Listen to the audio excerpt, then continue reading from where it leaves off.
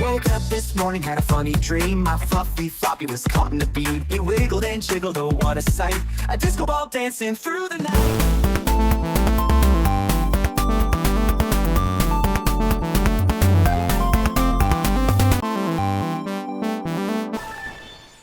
Hi guys, and welcome back to part 2.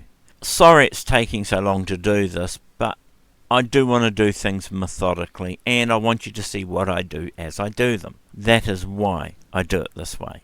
Anyway, this is part 2, and so what we're going to do is finish off putting the floppy together, cleaning it, and then we're going to get into doing the greaseweazel. I also have 3 of the drives that are dual speed, so I can show you those and give you the model numbers of those. What we're going to do is we're going to carry on now and jump back in to where I was just opening up to start cleaning the drive. That bit will have a little bit of music and it'll be fast forwarded for you, and then we'll carry on with the commentary. I just decided to do it this way because it was over an hour long, and I thought that's far too long to have on here. So I wanted to drop it down to 40 minutes or less. So grab yourself a snack, a nice comfy chair, and let's get on with it.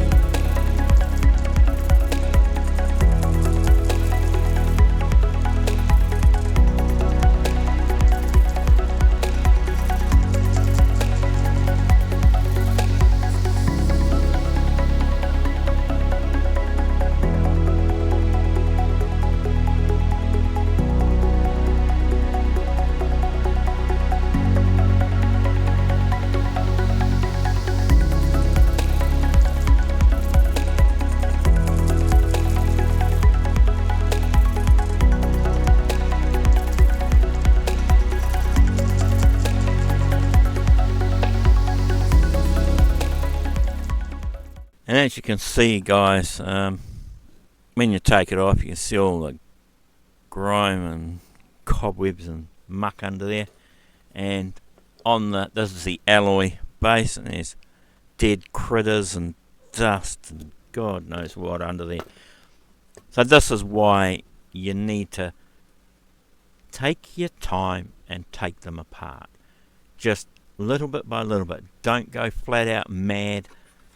Take your time. When you've got a bit of spare time, just take your time and go through and take them apart. And see, just clean all of this garbage off. You need to get all this out, because this can cause you issues. Getting on the discs, getting on the heads, causing you all sorts of problems.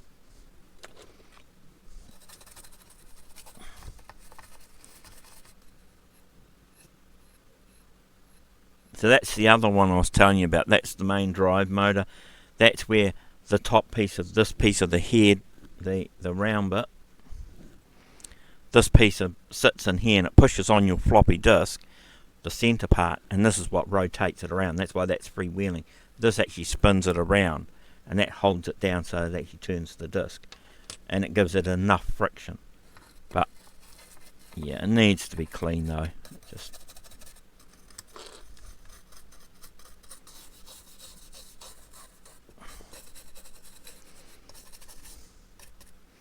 because that's a little optical, that's your optical sensor, and that tells it when, with the sensor for the disc for the speed, it picks up the little hole in the floppy disk case, and it picks up that little hole when it goes past, and it reads how many times it goes past, and that's how it can tell you what speed the disk is running at.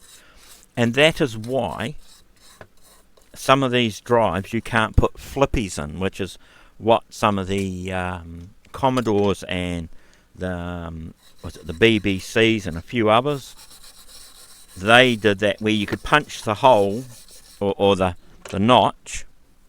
I'll just show you on a disc.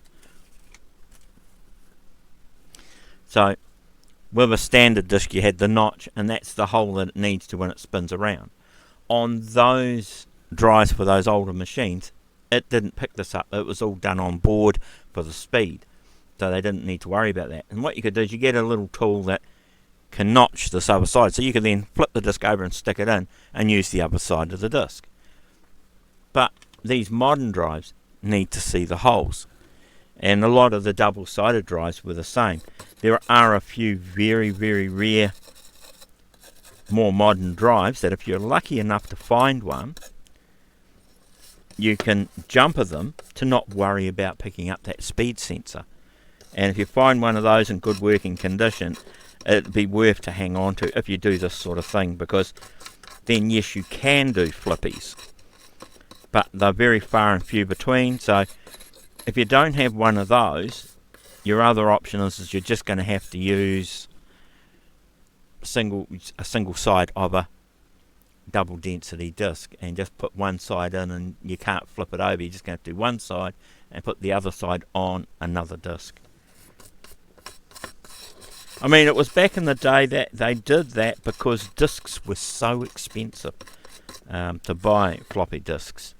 And I mean, I remember back in the day when I got my first CD writer, and my first CD writer I got was a HP, and it was an HP SCSI, and it was like a 2x SCSI writer, and a blank disc, just one blank disc for the writer, was about $30 a disc. So yes, they were not cheap back then. This is the other thing too, is you'll be able to get in and clean all these sensors. These are really grubby, and you do need to make sure they're clean, because this is where it shines through to the other side and it picks up. So they do need to be clean. That's a lot better. Let's go around and clean that stuff out of there.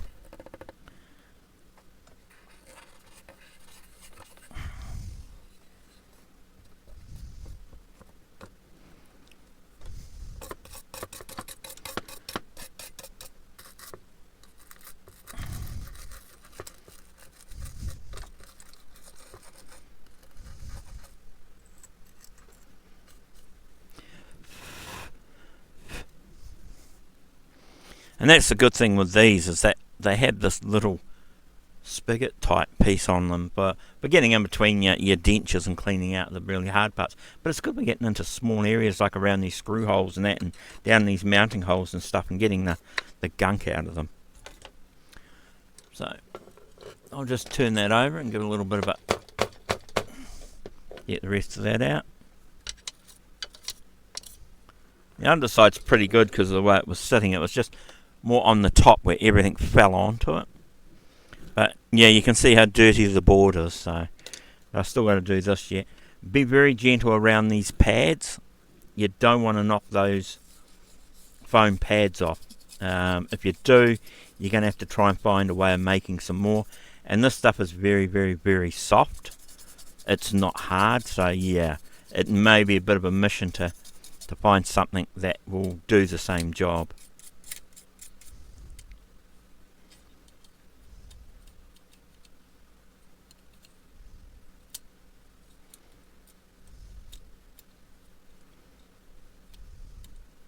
I think that's alright. I put a little bit of silicone underneath that before to make sure it was going to move alright. Someone's had a look at this once before and put 1.2 meg on it. just so they knew what the disc was, whether it was a 360 or a 1.2.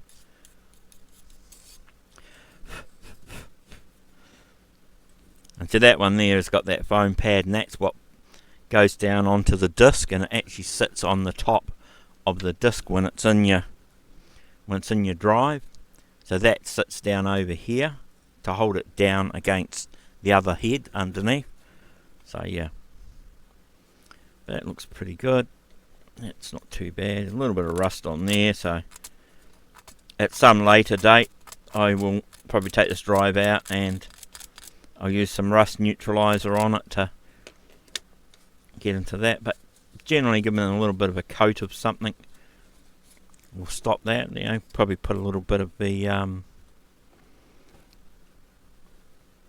put a bit of this on it. The silicone grease on it actually will help keep the rust away, maybe. Well, it'll give it a little bit more longevity at least. It's got to be better than nothing. But a lot of this is just from moisture. It's been sitting in a damp garage for so long that it's just moisture's gotten into everything. Right, so I think that's done. That's done. I think all that's pretty clean now. So let's move that out our way, and we can look at putting it all back together. I'll just clean the bench down first, and then we can look at putting it all back together.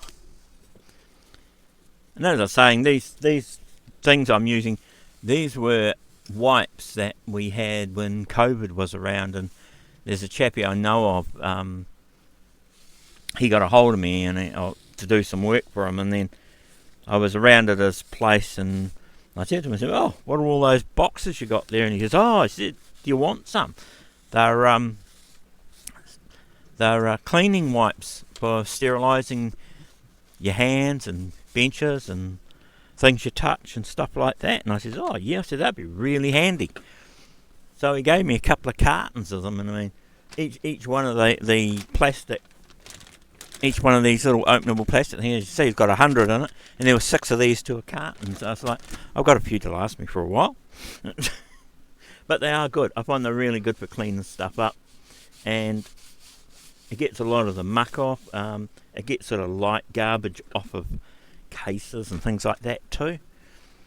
So it's not too bad. So what I'll do is I'll bring this drive back. Now what I want to do is, before we put this back together, so now we have more room to move that out of the way, I want to do these rods. I want to put a little bit of lithium on those, silicon, sorry, on those. And also want to check the heads and make sure the heads are clean. So I'll need the isopropyl. And if you're going to do your heads with a cotton swab like this, just be very gentle with it. Don't be very hard with it, because the last thing you want to do is to bend your heads. The bottom one's not as bad. Look at that, guy. That's off the bottom head, guys. Look at that. That's what I say. This is why you really need to strip them down and clean them. Now, as I say, your bottom head is not so bad because the bottom head is solid. It doesn't move. So it's fixed rigid in the bottom of the drive. It's this one here you've got to be careful of. It's like it's got 2 little bits of metal this way and 2 little bits of metal this way. Very, very fine. Like a target. And what happens is they can get bent this way or this way. And if you're not gentle enough with them, you could snap one of those and the whole bloody thing could tilt on an angle. And if it does that, then good luck in trying to line it up again, because you're not going to have much success. That looks so much better.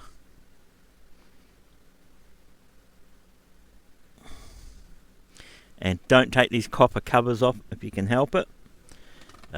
Sometimes they will fall off because they do have like a foam, a very, very light foam, like those little pads do on that metal bit, that hold it on. It's like double-sided tape on either side of it. So in between the copper and the head, there's like this little bit of very fine foam. Just be very gentle with them. And I will turn this on its side to do this one, because I don't want to. Now I'll see if I can get it in shot for you. You just see that little white bit there. That's the other head. And when you're doing them, you just want it oh so gently. Very little pressure on them. Now if you had a proper cleaning disc, that would clamp down a lot tighter onto the heads. And as it spins around, it'll go through and it'll get it off. You only got to be careful with that is that if it's too abrasive, it's liable to cause you more problems than anything else. So that's not too bad. That head had a little bit of gunk on it, but nowhere near as bad as the bottom one. So I'm just going to give this a little bit of a clean. And the other thing I want to do is to wind this forward, because down in here, in the back here, see where that blue wire is? See where this blue wire is here? Right next to here, that's a sensor. That tells it when the heads are all the way back or when they've come out. And so there's a sensor in between the two sides of that. Make sure that is clean as well. So you don't want to, you don't want anything dirty. Get another one. So it's only a very narrow gap, so just be gentle when you're doing it. It is plastic, so it should be okay, but just don't be too rough with it and break anything. It's a bit wide to get down in there.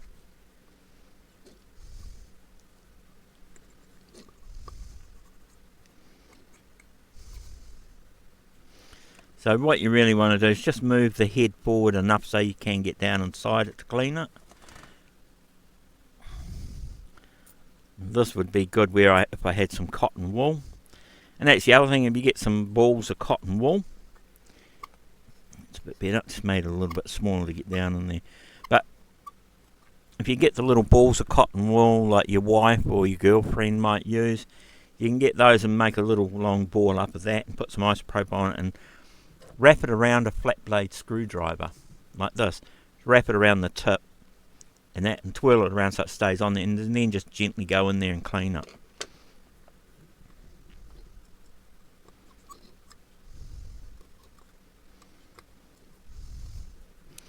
Just clean the sides of that arm too to make sure there's nothing gunky hanging off the side of it that's going to go in there and cause us a problem.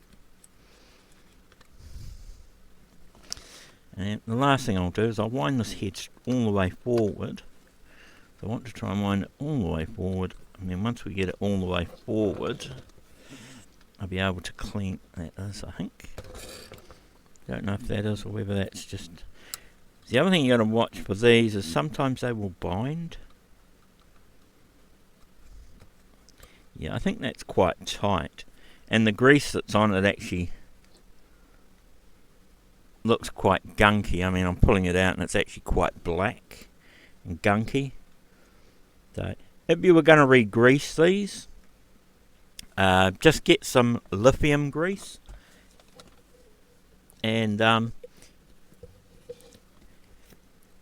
it's just something that's relatively gentle, not anything that's too abrasive. But most of your lithium greases should be fine. White lithium, if you can get it, that's generally a slightly better grease. I use that a lot on stuff myself, but I've got to get some more. But yeah, white lithium grease, and that's right to the end there now, so I can clean the rest of that off. And that the thing is just winding this all the way forward so I can get all the gunk out of the spiral tracks that the head unit mows up and down on. I'll just see if you can see that there. See the rod on that side there? How it has all the spirals down it. So all the grease gets in there and goes hard, and then what it will do is it gets under this and it jams. And the same thing on the bushings on that side. So that's why I say you need to clean it, and then you really want it, if you've got some silicone grease or lithium grease. I have mainly silicone floating around because of my 3D printers, so I use a lot of silicone grease for that, and sprays for that. The only thing with the sprays is is it's not thick like the grease, so it doesn't stay there. And you sometimes have got to put a little bit on. Sometimes you've got to put it on a couple of times to get it coated onto everything. The nice thing with the silicone is it doesn't go hard. It doesn't go hard like a lot of the others do. So a lot of your other types of greases and that, they can go hard over time.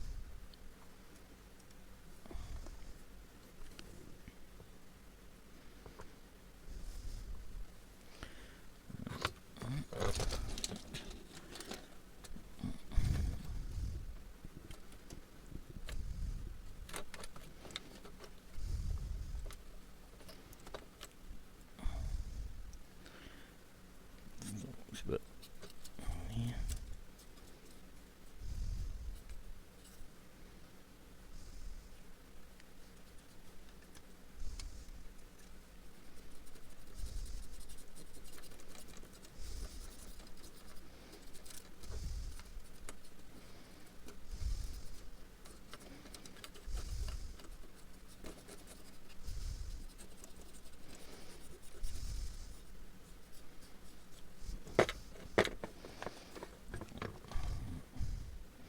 I think that should be okay. I might just give it a little bit more, just to make sure.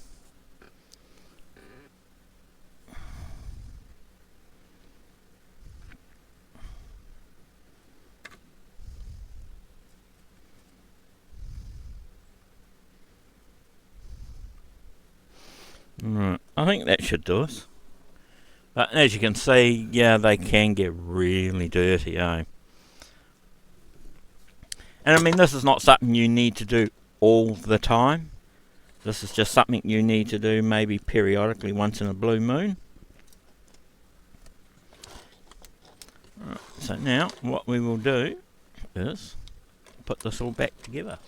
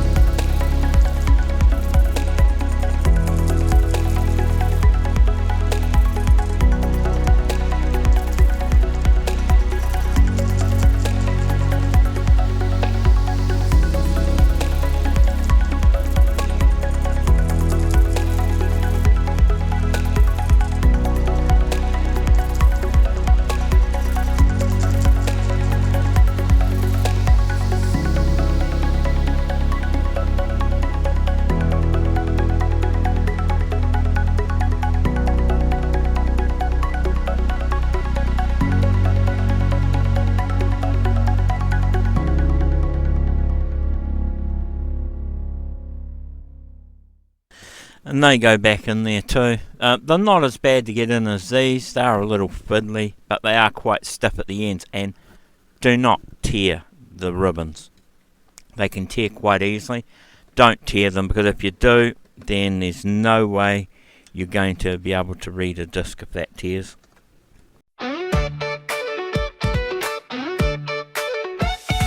Woke up this morning, had a funny dream. My fluffy floppy was caught in a bead. It wiggled and jiggled, oh what a sight.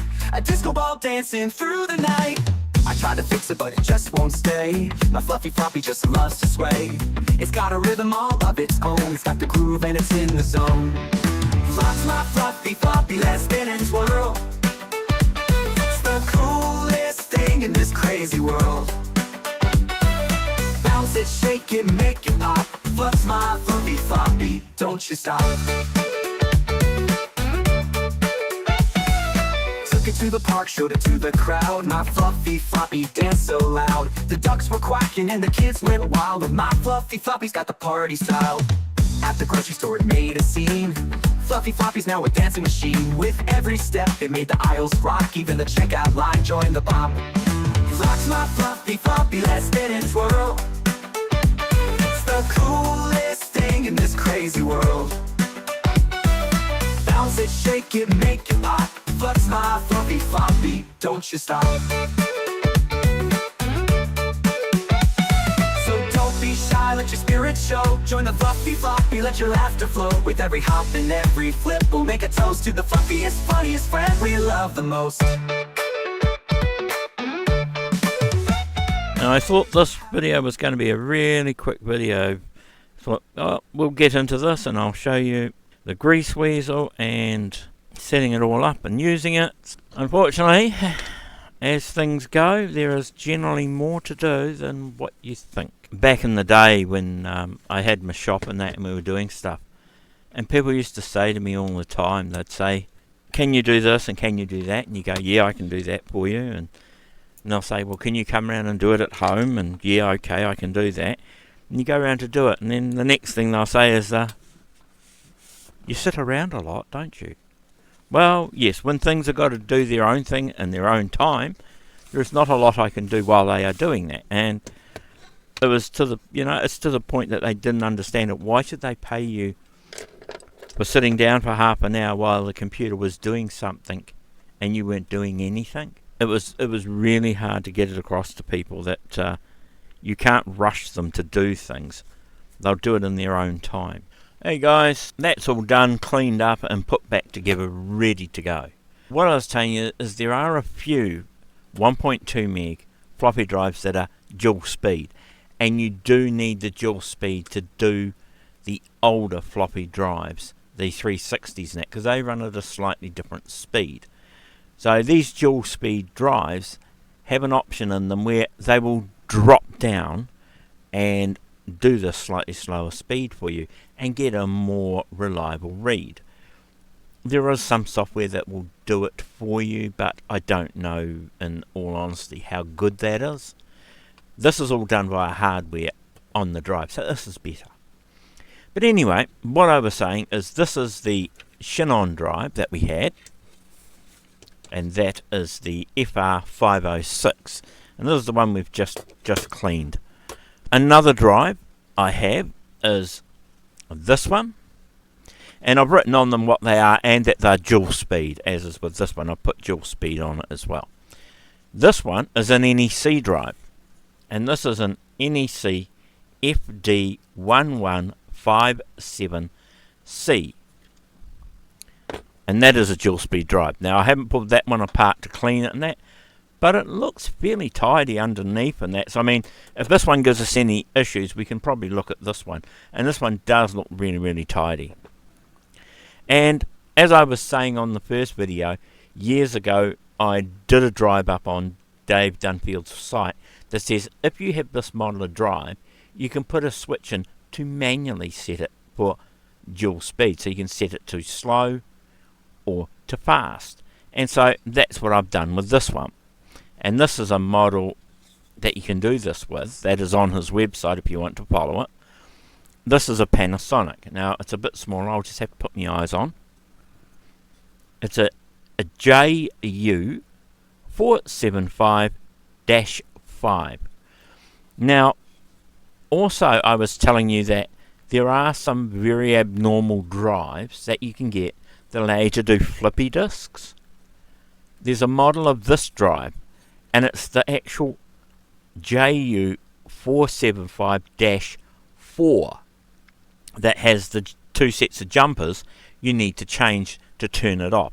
I've had a look on this drive and it doesn't have the jumpers, so it must be a slightly earlier one to this, and it has these two extra jumpers you've got to change, and that turns off the speed sensor for the discs and does it all via hardware. So it has hardware encoded speeds.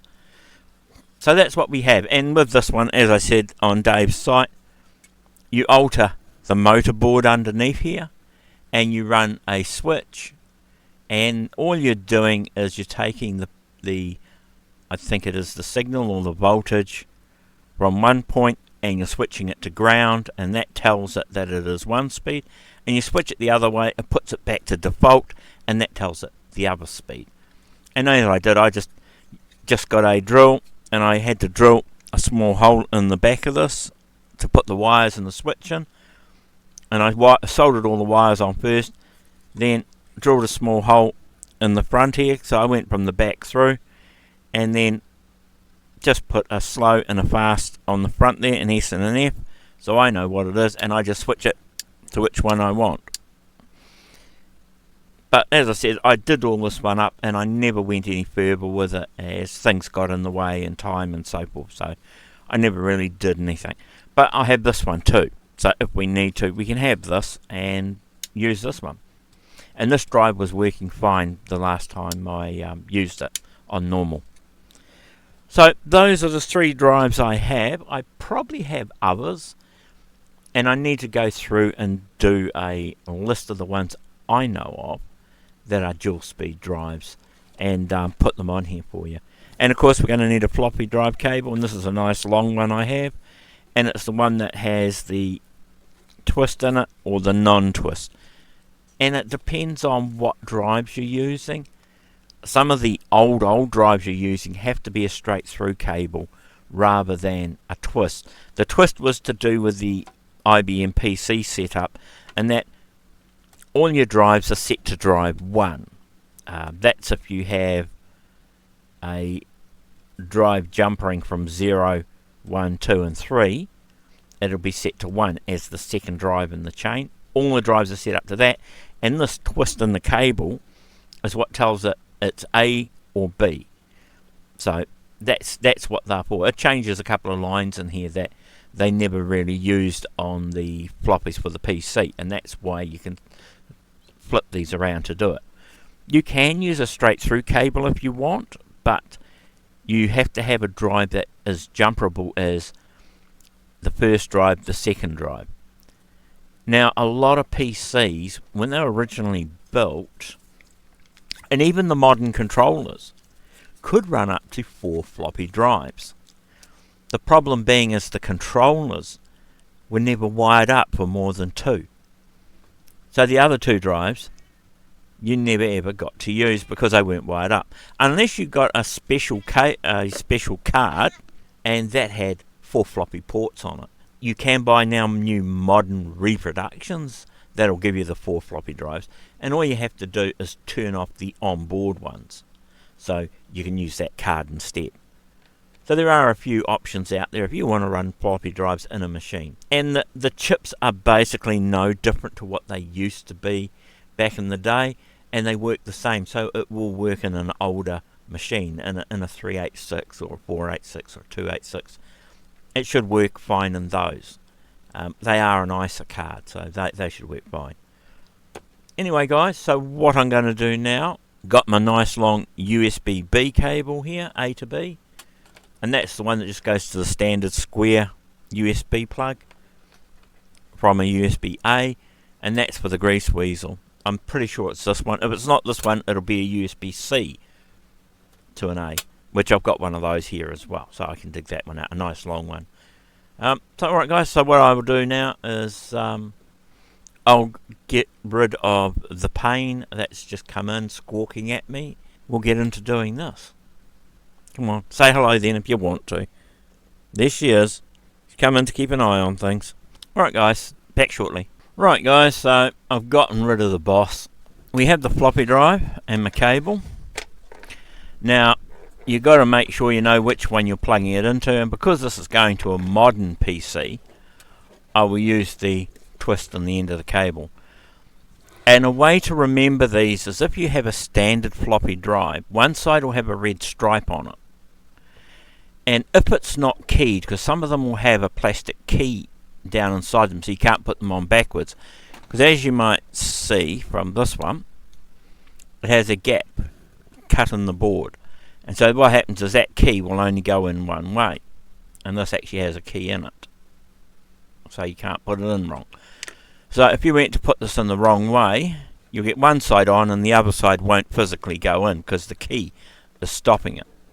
You can't do that with the floppy, the 3.5-inch ones, unless they have a key on the top. They have a plastic key sometimes. This cable doesn't have one, and that stops you putting them in upside down, because the end of, I will show you on the greaseweazel, has the notch in it. They have a hole in the casing, so you can only put it in one way. But the other way, if you don't have a key and you're not sure which is drive 1 on your 5 1/4, usually it's the side furthest away from the power supply. And if not, you can generally look on the board, and on the edge of the cards they will have the pin numbers, and generally you find 2 and 36. So the red stripe needs to go to the lowest number, which is 2, because that's the very beginning of the cable. So if it has the notch and the pin in it, you'll find that'll slide on, not a problem. Alright, so we've got that on. And get me greaseweazel. Now I've got to pull out a power supply for this. I'm going to use an old AT power supply to give it the voltages, because the greaseweazel can't put the necessary 12 volts that the bigger drives need. It's fine for the 3.5-inch drives, because they only use 5 volts, but these use 12, and because it's only 5 volts coming across the USB, it's too much to ask for these to actually power this. So I'll pull out an AT power supply I have over the back there. As I was saying, if you look at this, you see that notch? Now, with a lot of these floppy cables, the older ones had a plastic bump in them, so you could only plug it in one way. But with these newer ones, there's no bump on it, so you could plug it in that way, or you could plug it in that way. So you can put it in either way around. You're not going to damage the board or the floppy drive if you do that, because one side of the pins is just ground, so it's not going to do any harm. But if you look on some of these mouldings, you'll actually see a little square on them. See if I can get it in the light. You might be able to see if I can get it in there. You might just see it there. There's a little square there. That's where the moulding is meant to be. But if you're doing this, then just remember that's your lowest pin. So this is pin 1 and 2. And look on the boards or on the drives. They will have a little arrow, or they'll have the numbers 1 to 36 on them. So you make sure you put the red stripe to pin 1 or pin 2, depending on which is showing. And so then that plugs into that.